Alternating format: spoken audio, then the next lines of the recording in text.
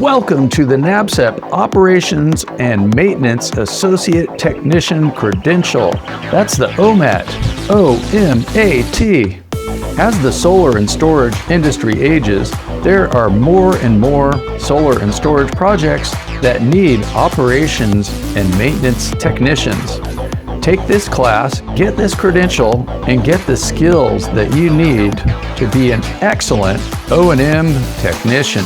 That means you will be able to go up to a PV system or an energy storage system and get that thing working right.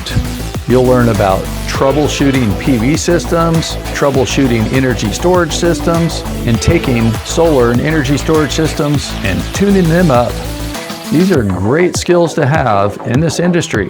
And not only does this give you all of these great skills, it gives you the credential so you can show off your skills.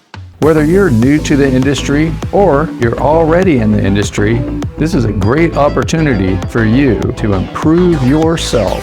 And you might as well improve the planet while you're at it.